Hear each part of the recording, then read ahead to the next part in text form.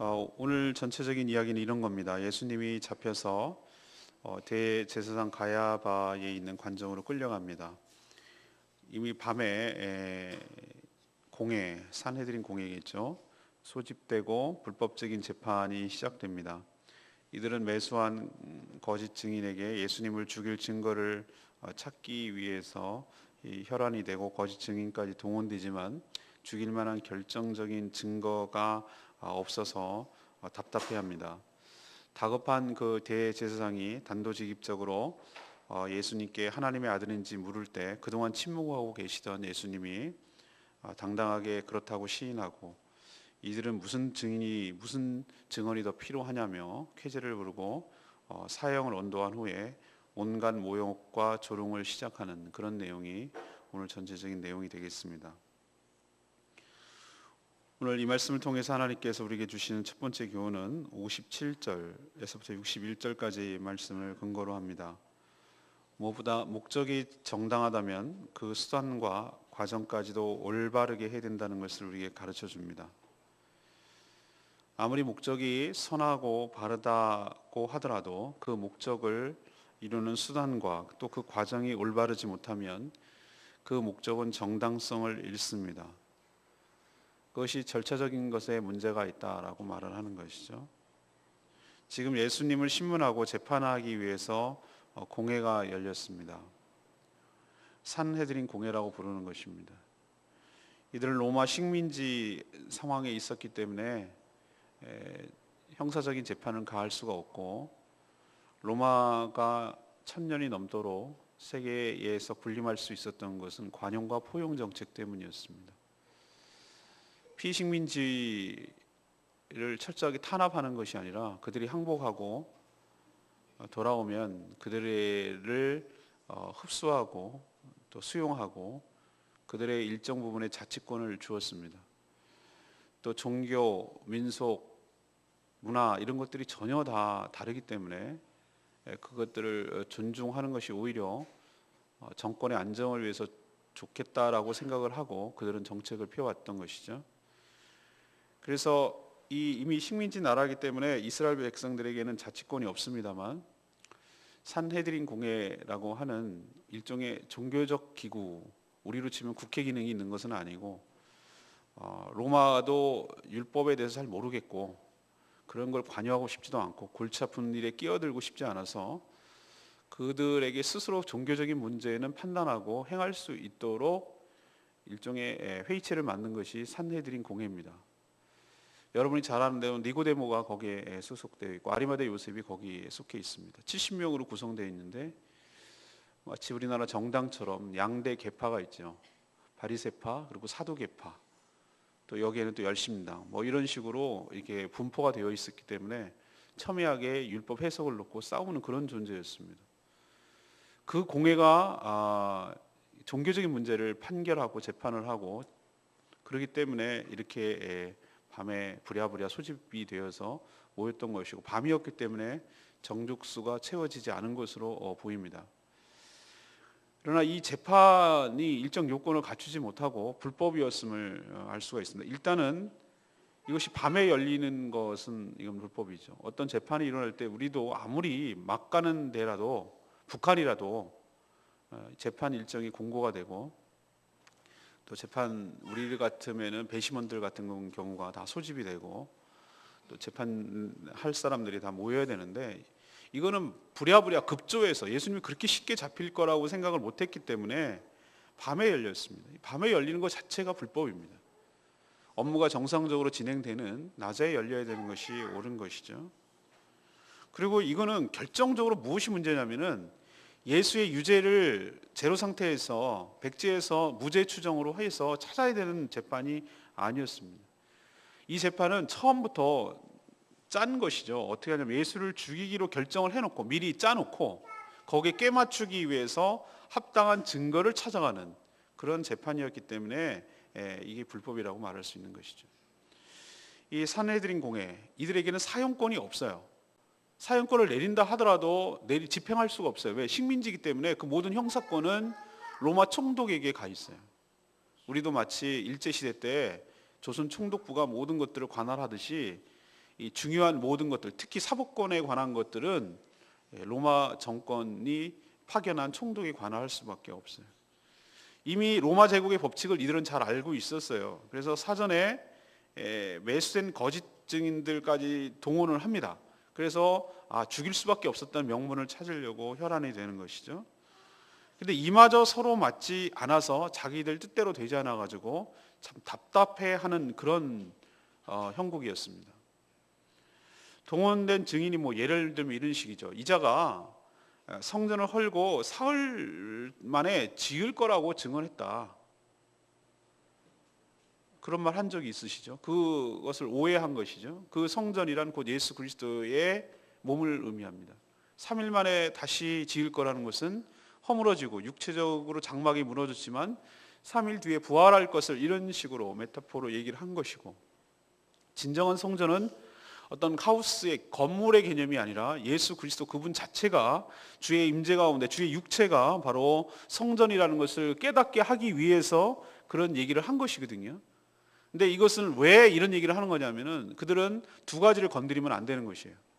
하나는 성전을 건드리면 안 되고 하나는 율법을 건드리면 안 되는데 성전을 건드렸다. 함부로 쉽게 얘기했다. 근데 이게 유죄의 근거가 될 수가 없어요. 죽일 만한 죄는 될 수가 없는 거예요. 그냥 과장되게 말하고 그렇게 함부로 말한 건 있지만 죽일 만큼은 안 되는 것이죠. 그냥 조롱하는 말이었어요. 이런 식이었어요. 증인들이라고 매수된 사람들이 나와서 하는 얘기가 이런 식으로 되니 대제사장이 재판을 끌고 가는데 답답했던 것이죠. 저는 이 재판의 모습을 보면서 항상 그렇지만 요즘 현대 사회에서도 유전무죄, 무전유죄 유전무죄 이런 식으로 사법권에 대해서 불신을 갖습니다만, 저는 재판이 가장 뚜렷하게 이 선악에 대해서 분명히 드러나기 때문에 이렇게 말을 합니다만, 저는 악인들이 하는 식이 항상 이런 식이라고 저는 생각을 하는 것이죠. 어떤 식이냐? 악인들도 그냥 막무가내로 하지 않습니다. 무슨 동네 양아치 수준에서 하는 조폭도 있습니다만 자기들도 나름대로 정당한 명분이 다 있어요. 예수님을 죽여야 자기의 밥그릇이 유지되고 기득권이 유지되고 이 질서가 유지된다고 생각을 하는 거예요. 명분도 있어요. 괜히 예수가 시끄럽게 하면은, 이 질서를 교란하게 하면은 이나마 유지되고 있는 로마가 가만히 있지 않고 이런 존재, 그러니까 약간 느슨한 식민지 상태도 완전히 없애버리고 완전 직접 통치로 들어갈지 모른다라는 불안감이 있어요. 그래서 이 기존 질서를 유지하기 위해서 예수를 잠재워야 되겠다. 얼마나 정당한 명분입니까? 그런 생각을 어디서 할 수 있냐면은 6월절인데 이때는 예수를 잡지 말자. 괜히 분란이 일으켜가지고 밀란이 일어나가면은 자기들도 입장 곤란해지니까 하지 말자라고 한 것에서, 이 기성세대들은 자기의 그 기존 질서를, 헤게모니를, 기득권을 놓지 않으려고 해요. 굉장히 명분이 있어요. 그 예수를 죽이고 제거를 해야 된다. 이 질서를 갖다가 튀지 말고 계속 유지해야 된다라는 명분이 있습니다. 악한 사람들도 명분이 없는 게 아니에요. 다 나름대로 이유가 있어요. 그래야만 하는 이유가 있다 그러니까요. 근데 뭐가 문제냐면은 그 명분을 이루기 위한 과정이 문제예요. 그리고 수단이 문제예요. 여러분, 그 명분이 옳다면, 그래야 된다는 것이 정말 하나님 앞에 누가 봐도 합당하다면 그 방법을 이루는 과정과 수단도 정당해야 될 줄로 믿습니다. 그것을 우리에게 도전 주고 있는 말씀이에요. 이 말씀 첫 번째로. 이들은 지금 왜 악한 짓을 하고 있느냐? 목적도 악하지만 그 이루는 과정, 수단이 악하기 때문에, 그렇기 때문에 이들은 정당성을 잃고 이게 악하다라는 것이 증명이 되는 것이죠. 사랑하는 여러분, 우리도 일상을 살아가면서 이런 우를 범할 때가 참 많습니다. 우리가 그것을 이루는 것이 맞다, 그래야만 한다라고 한다면 그 이루는 과정, 그리고 그 이루어가는 수단, 과정, 이 모든 것도 올바르고 정당해야 될 줄로 믿습니다. 그렇지 않으면 그 목적의 정당성을 잃는다는 거, 우리에게 도전을 주고 가르쳐주고 있다는 거 기억하시기를 바랍니다. 두 번째는 62절에서 65절까지 말씀입니다. 침묵해야 할 때가 있고 단호하게 말해야 할 때가 있다는 것을 가르쳐줍니다. 예수님은 이미 간절한 기도로 십자가 고난을 각오하시고 준비를 하셨어요. 이들은 지금 자신들의 주도로 예수님이 체포했고 그리고 재판하는 줄 착각을 합니다. 아니죠. 그들이 잡은 것이 아니라 예수님이 잡혀주신 것이고 지금 고난을 자처하시는 것이죠. 충분히 안 하실 수도 있는 것이었습니다. 그러나 스스로 그렇게 그 길을 걸어가는 것이죠. 그렇기 때문에 이들이 거짓 증인까지 동원하고 불법적인 재판을 하는데도 이게 분명히 잘못됐음을 아는데도 불구하고 끝까지 침묵하셨어요. 논리가 부족하거나 예수님이 말주변이 없어서 그런 것이 아닙니다. 여러분 복음서를 우리가 묵상해서 알겠지만 예수님은 계속 돌아가면서 예수님의 흠집을 잡고 예수님 말꼬리를 잡고 예수님을 말로 쓰러뜨리려고 사두개파, 바리새파 이렇게 번갈아 가면서 여러분 오는 거 기억나십니까? 그렇게 교활하고 집요한 사두개파, 바리새파 사람들이 보낸 선수급들도 예수님의 지혜로움에 다 꺾여서 되돌아가고 침묵했어요. 말을 못했어요. 여러분 기억나시죠? 사두개파가 대표 선수를 누구 보냈습니까? 형사 취수돼도 7 형제가 있는데 다 죽었습니다. 이 죽은 아내가 누구의 아내가 되겠습니까? 이게 사두개파잖아요. 그러니까 부활이 없다. 그걸 논리적으로 하려고 모순되다라고 했는데 예수님 뭐라요? 너희들이 성경도 모르고 하나님의 능력도 모르는도다. 우리가 부활하고 나서는 그런 천사와 같고, 그러니까 결혼할 필요가 없고 성별이 필요 없다는 것이죠. 너희들이 두 가지를 부족하다 이거예요. 너희들이 하나님께서 새로운 부활의 몸을 갖다 어떤 몸으로 바뀌어내실지 그 하나님의 능력도 모르고 성경이 어떻게 예언되는지도 모르는 무식한 가운데 있다 이거예요. 그리고 그렇게 말하니까 물러갔어요. 바리새인들을 집요하게 공격을 했습니다. 예수님께. 어느 것이 가장 훌륭한 율법입니까? 어떻게 해야 되는가? 이것부터 시작해가지고 안식일을 지키는 문제, 이런 문제가 계속했단 말이에요. 그러나 예수님은 넘어가잖아요. 예를 들면 세금 문제 같은 경우, 세금을 가이사에게 내야 맞습니까? 안 내야 맞습니까? 이건 어느 쪽으로 해도 걸리는 문제거든요. 그렇게 도전해왔던 자들에게 지혜의 근본이고 로고스 그 자체 되시는 예수 그리스도께서 말로 못 당하도록 그들이 그렇게 집요할 정도로 함정판 질문을 해놓고 덤벼드는데도 다 쳐내셨단 말이에요. 입을 딱 다물게 만드셨어요. 그럼 이 재판에서 할 말이 없어서 지금 침묵하시는 걸까? 전 그렇게 생각하지 않습니다.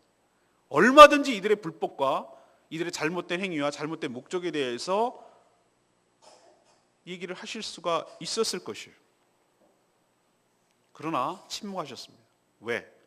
지금은 고난의 때이기 때문에, 지금은 말하지 말아야 될 때이기 때문에, 침묵해야 될 때임을 아셨기 때문입니다. 그러나 대제사장이 다급해서 물을 때, 메시아인지 맹세하고 물을 때 메시아임을 딱 한마디 대답하셨어요. 드러내야 할 때, 메시아임을 드러내야 할 때는 또 담대히 밝히셨어요. 예수님께서 권능의 우편에 앉아 계시고 구름 타고 올 것이다. 이것은 벌써 십자가가 아니라 그 뒤에 훨씬 뒤에 예수 그리스도께서 부활 승천하시고 존귀하게 되시고 재림하실 것까지 내다보시고 지금 십자가도 지기 전에 어떻게 전개될 것인지에 대해서 정확하게 말씀하시는 것을 볼 수가 있습니다. 단순한 죽음이 아니라 죽음 너머의 부활과 승천, 재림과 심판까지 내다보는 말씀으로 밝히실 때는 밝히신 것을 볼 수가 있습니다. 우리에게 두 번째로 하나님께서 교훈을 주시는 것은 그겁니다. 우리도 말할 때가 있고 침묵해야 할 때가 있습니다.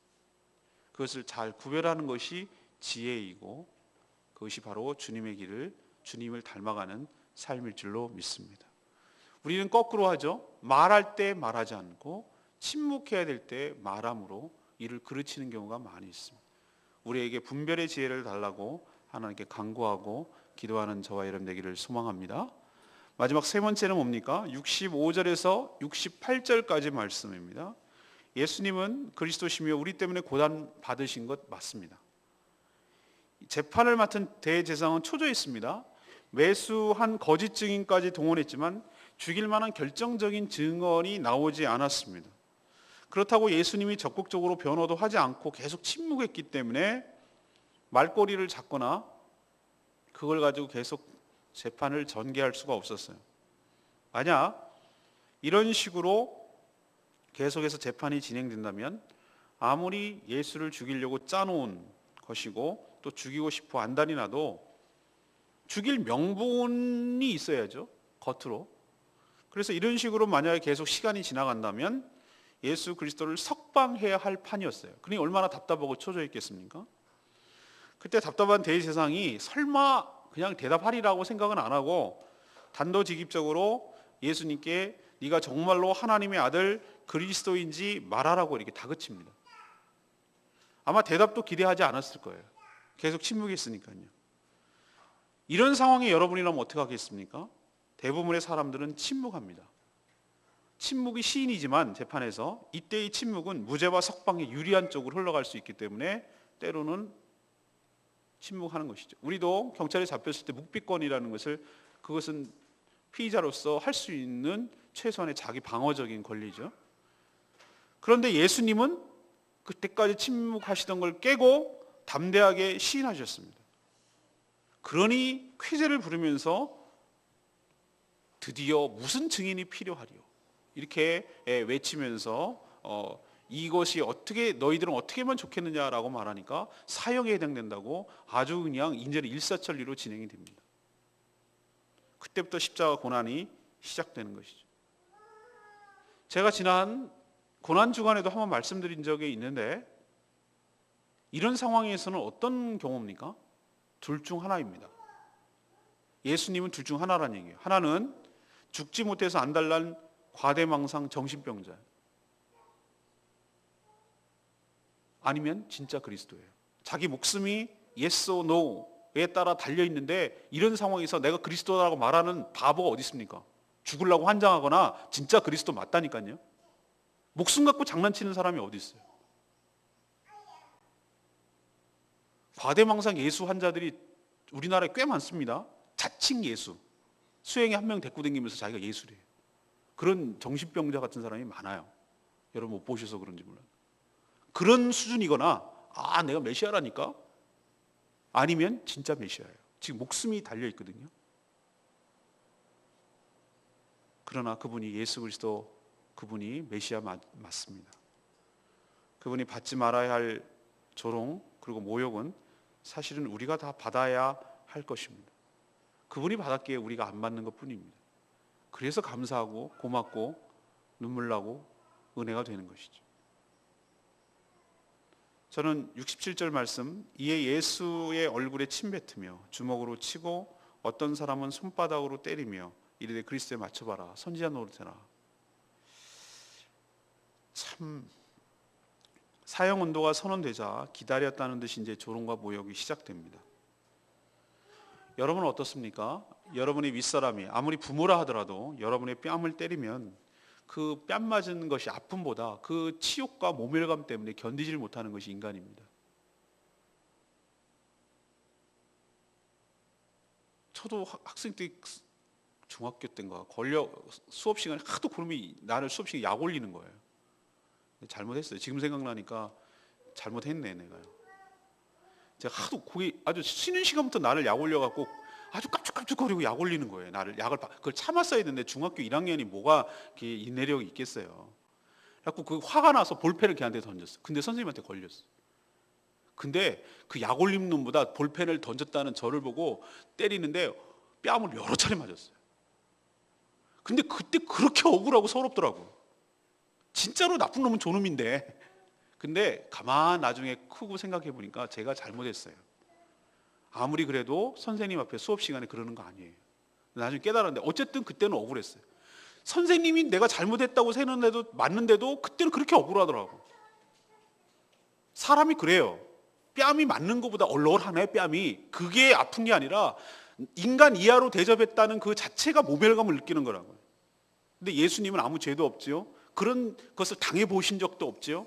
그런데 이 사람들이 침을 뱉고 주먹으로 치고 손바닥으로 때려요.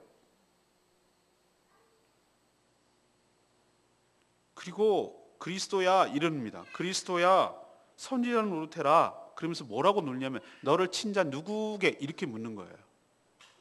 뒤통수를 딱 치고 누가 때렸게 맞춰봐라 네가 이렇게 놀리는 거예요. 여러분이라면 이 순간도 못 참아요. 여러분이라면 이 상황에서 참으시겠습니까? 자기가 잘못했어도 못 참는 게 인간이거든요. 근데 아무 잘못도 없는 것도 알아요. 그런데 이렇게 하는 것이 보통 힘든 것이 아닙니다. 다음 주에 한 번 더 말씀드리겠습니다만 미리 살짝 말씀드리면 이겁니다. 창조주인 그분이 지금 피조물들에게 온갖 조롱을 당하고 계십니다. 우리는 이렇게 말합니다. 하나님이 내가 지금 어떤 고통을 당하는지 어떻게 알아? 라고 말하는데 아니요. 예수님은 우리의 고통을 다 경험하셨기 때문에 우리가 당할 수 있는 치욕과 모욕의 모든 종류를 다 경험하셨기 때문에 우리의 마음과 우리의 심정을, 우리의 아픔을 이해하시는 분인 줄로 믿습니다. 그걸 아시기 때문에 그 기분이 어떤지, 그 아픔이, 그 배신감이, 그 씁쓸함이 그것이 뭔지를 누구보다도 잘 이해하시고 그래서 우리를 위해서 위로해 주실 수 있고 우리를 안아주실 수 있고 우리를 치유하고 회복하여 주실 수 있는 분인 줄로 믿습니다. 왜? 인간으로 충분히 우리가 경험할 수 있는 극한 상황을 다 경험하셨기 때문에 공감이 되고 위로해 주실 수 있는 분인 줄로 믿습니다. 그렇기 때문에 우리는 기도로 하나님께 아뢰고 주님이 주시는 그 위로와 은혜를 경험하게 되기를 간절히 바랍니다. 오늘 세 가지 말씀드렸습니다. 첫 번째는 뭡니까? 목적이 옳다면 그 목적을 이루는 수단 그리고 그 과정 그것도 올바를 때 그 목적이 정당성을 얻는다는 거 여러분 기억하시기를 바랍니다. 목적이 옳다면 그 이루는 방법도 맞아야 된다는 거예요. 두 번째는 뭡니까? 예수님처럼 침묵해야 될 때 침묵해야 하고 단호하게 말해야 할 때 말해야 된다는 거 그거를 잘 구분하는 지혜를 달라고 기도하신 여러분 되시기를 바랍니다. 세 번째는 무엇입니까? 예수님은 그리스도 맞습니다. 죽고 사는 문제가 걸려 있는데 그렇게 내가 메시아라고 말했을 때는 둘 중에 하나라고 제가 말씀드렸죠. 근데 그분은 메시아고 그분이 당하는 모든 고난은 사실은 우리를 위한 고난이었고 그 고난 때문에 우리가 고난을 당하지 않아도 되고 살 길이 열린 줄로 믿습니다. 마지막 팁은 뭡니까? 그러기 때문에 우리를 이해하시고 우리를 위로하시고 우리를 도우실 수 있는 분인 줄로 믿습니다. 이분께 모든 것을 아뢰고 기도함으로 우리의 삶의 문제를 지혜를 얻어 풀어가는 저와 여러분 되기를 소망합니다. 오늘 말씀 붙들고 기도하기 전에 우리 357장 부르고 다시 한번 기도하겠습니다. 357장입니다.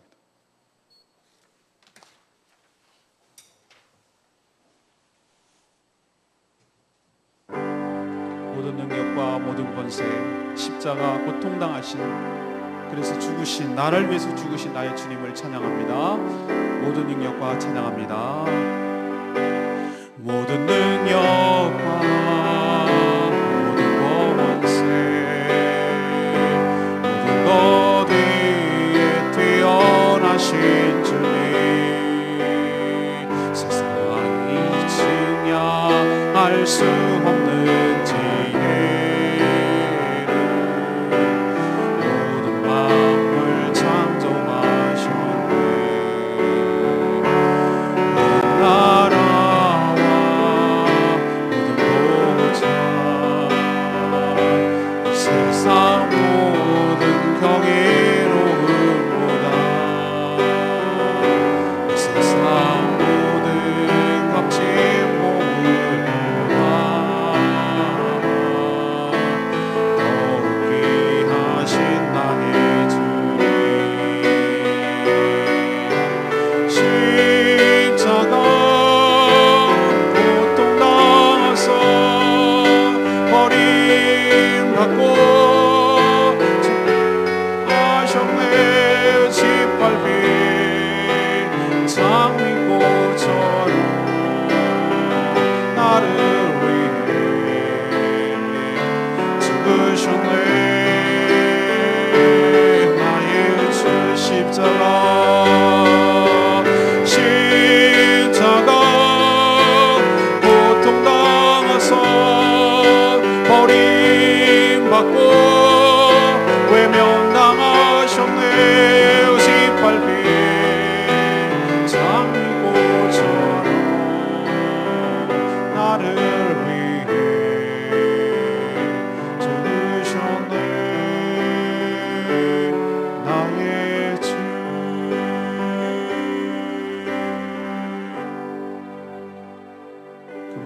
그럴 뿐이 아닙니다. 그분은 창조주시고 하나님의 보좌에 계시고 영광스러운 분이신데, 사람을 몸을 입고 오신 것만 해도 대단한 일인데 아무 죄가 없으신 그분이 우리를 위해서 모욕과 수치와 조롱과 이것을 다 경험하시고 우리가 받아야 될 고난과 우리가 죽어야 될 그 십자가의 죽음 형벌을 대신 받으셨기에 우리가 살 길이 열린 줄로 믿습니다. 당연하다고 여기지 마시고 주님의 그 은혜 때문에 우리가 살 길이었고 구원을 받게 된 것을 영원토록 감사하며 하나님을 찬양해야 될 줄로 믿습니다. 내가 십자가 때문에 살게 되었음을 고백하며 예수님처럼 침묵해야 될 때 침묵하고 단호하게 말해야 될 때 말하고 예수님의 고난을 늘 감사하며 그 길을 걸어가는 저희들 되겠라고 다같이 통성으로 다같이 주여 외치며 기도하겠습니다. 주여 아버지의 십자가 고통당하사 버림받고 외면당하셨네. 짓밟힌 장미꽃처럼 나를 위해 죽으셨네. 나의 죄 십자가 고통당하사 버림받고 외면당하셨네. 짓밟힌 장미꽃처럼 나를 위해 죽으셨네. 나의 주 하나님, 우리가 목적이 정당하다면 그 수단과 과정까지도 올바르게 하여 주시옵소서. 예수님처럼 침묵해야 될 때 침묵하고 단호하게 말할 때 말하는 저희들 되게 하여 주시옵소서. 예수 그리스도께서 바로 그리스도시며 우리 때문에 고난을 받으셨음을 고백하며 그분께 감사하며 원하는 복된 인생 다하도록 주여 축복하여 주시옵소서. 거룩한 죄를 온전히 준비하는 복된 하루 되기를 소망하고 예수 그리스도의 이름으로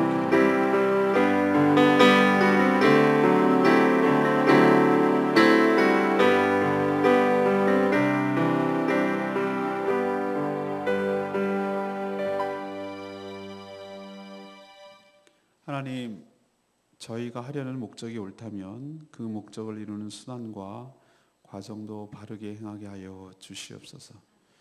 거룩한 일이라고 빙자해서 불법을 저지르지 않게 하시고 성경을 읽는다는 이유로 남의 촛불을 훔치지 않게 하여 주시옵소서. 침묵해야 할 때 침묵하게 하시고 담대하게 말해야 할 때 담대하게 하여 주시옵소서. 분별하지 못하고 거꾸로 하지 않게 하여 주시옵소서. 예수님을 믿지 않고 몰라보는 인간들이 예수님께 무슨 짓이든지 할 수 있음을 봅니다. 그러기에 우리가 주님을 더욱 알아가고 주님이 무엇을 원하시는지 알아가기를 원하고 주님을 더욱더 사랑하기를 원합니다. 예수님의 모든 고난은 사실 저희들이 당할 고난이었으며 저희들이 허물과 죄 때문에 받는 고난이었음을 압니다. 예수님이 고난을 받으셨기에 우리가 살 길이 열렸음을 고백합니다. 우리 삶을 하나님이 어떻게 이해하겠냐고 함부로 말한 거 용서하여 주시옵소서. 인간이 당할 수 있는 모든 고난을, 모든 조롱을, 모든 핍박을, 모든 아픔을 다 경험하셨기 때문에 그분이 우리의 눈물을 닦아주시고 공감하시고 이해해 주시고 우리를 위로하시고 우리를 도와주실 수 있는 줄로 믿습니다. 우리의 모든 당하는 고통과 아픔을 주님께 다 내어놓게 하여 주시옵시고 주님께서 주시는 위로와 은혜를 경험하도록 축복하여 주시옵소서.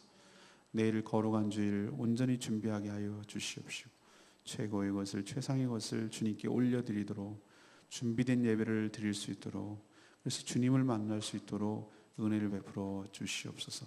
오늘 하루도 주님의 은혜 가운데 사는 복된 하루 되기를 원하며 주님과 동행하는 하루 되게 하여 주시고 주님 앞에 간절히 기도할 때 하나님께서 기도를 들어주시고 응답하여 주시옵소서.